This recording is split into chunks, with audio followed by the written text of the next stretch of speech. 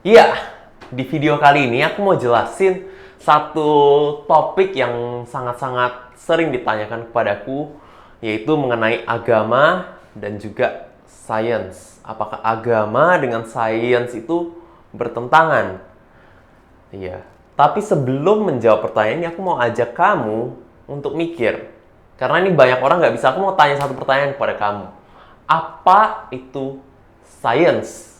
Apa yang membedakan satu statement sebagai scientific dan satunya bukan scientific atau pseudoscience bahkan?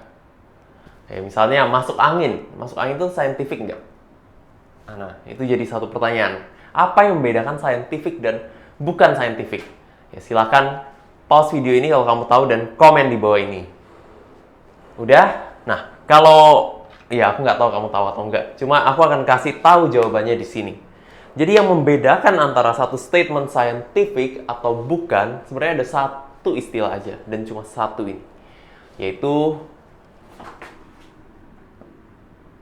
metode ilmiah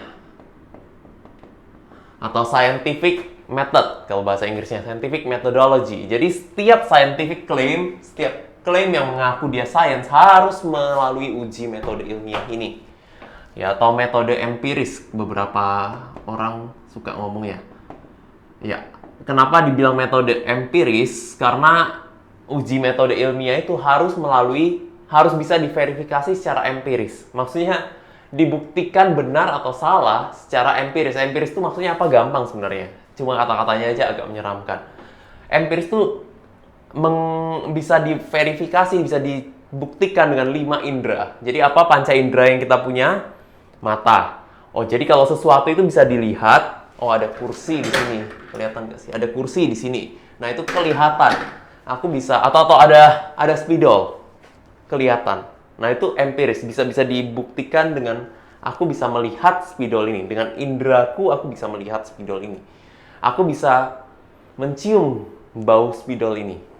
Nah, itu aku tahu dari mana keberadaan spidol ini dari empiris. Dari cara mengetahui secara empiris dengan melihat, dengan menyentuh, oh kekerasannya aku bisa rasakan. Jadi kulit gitu ya. Penciuman, aku bisa mencium baunya. Terus aku ketok-ketok, oh kedengeran suaranya. Atau kalau mau dijilat sekalian gitu ya. Nah, itu namanya metode empiris. Jadi atau mengetahui secara empiris gitu ya, dengan 5 indera. Nah, untuk setiap statement itu scientific atau enggak harus melalui uji secara empiris juga. Jadi cuma boleh 5 indera ini. Ya, jadi nggak bisa pakai kira-kira, nggak bisa pakai tebak-tebak. Oh, dunia ini kalau Avatar gitu ya, ada 4 elemen dasar dari dunia ini. Yaitu apa? Air, bumi gitu ya, gitu ya. Terus api dan udara. Nah, itu juga bukan satu statement yang diuji secara ilmiah. Itu cuma ngelihat beberapa observasi terus oh sepertinya ada air, bumi, api, udara. Kalau yang sekarang yang lebih saintifik, atom gitu kan. Bisa dibuktikan keberadaan atom semua secara uji ilmiah gitu ya. Sekarang udah bisa punya mikroskop untuk bisa kira-kira. Kalau awal-awal Rutherford cuma pakai cahaya-cahaya gitu kan, pakai partikel alfa atau apa. Cuma udah, kita nggak usah terlalu jauh ke sana. Paling kurang itu yang membedakan empiris dan bukan. Nah, sekarang pertanyaannya, sekarang tadi kan pertanyaan awalnya agama dan sains apakah bertentangan? Lucunya, kalau ditanya metode ilmiah atau metode empiris ini ditemukan oleh siapa? Itu pertanyaan sulit by the way. Dan itu banyak perdebatan. Cuma salah satu nama yang sangat-sangat sering disebut ketika belajar scientific method atau ya kalau bahkan beberapa orang bilang ini father of scientific method. Itu seseorang bernama Francis Bacon. Francis Bacon. Nah, dia ini sering dianggap sebagai father of scientific method gitu ya, karena dia salah satu yang memperjuangkan orang untuk melakukan verifikasi empiris ini di zamannya. Dia hidup di sekitar 1600 something mungkin. Sekitar 1600-an atau 1500 akhir ke 1600-an. Mungkin itu perbatasan itu. Ini Francis Bacon. Nah, si Francis Bacon ini, by the way, dia seorang Kristen yang sangat-sangat taat. Dan di zaman itu banyak sekali orang yang mengaku Kristen dan mereka sangat-sangat mendukung metode empiris ini. Kenapa? Karena saat itu mereka berpikir Tuhan yang menjadikan langit dan bumi itu Tuhan yang Maha Kuasa. Dia bisa mengatur seluruh langit dan bumi ini. Berarti harus bisa diverifikasi dong. Dan kemungkinan yang kedua, ya Maha Kuasa sih Maha Kuasa. Tapi kalau dia mut-mutan gitu ya. Oh, kalau dia marah, dia goncang-goncang bumi jadi gempa bumi. Kita kan nggak bisa ngapa-ngapain dong. Karena kita harus ngelihat moodnya Tuhan gitu. Nah, masalahnya Tuhan yang dinyatakan di dalam Alkitab itu bukan Tuhan yang moody seperti itu. Tuhan yang dinyatakan di dalam Alkitab adalah Allah yang setia, Allah yang berjanji, Allah yang menepati janjinya. Jadi untuk sebagian besar kasus, untuk kebanyakan kasus, dia itu setia. Dia menaruh hukum-hukumnya di dunia ini. Sehingga kita bisa mengerti seluruh gimana cara Tuhan mengatur dunia ini. Makanya itu harus diverifikasi, nggak bisa cuma klaim-klaim doang. Zaman dulu orang selalu ngeklaim, oh kalau hujan Tuhan nangis, misalnya gempa bumi Tuhan lagi marah di ini gitu.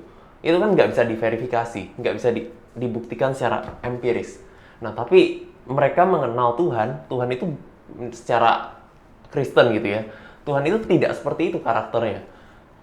Sepertinya Tuhan itu Allah yang setia, yang berjanji, yang menepati janjinya.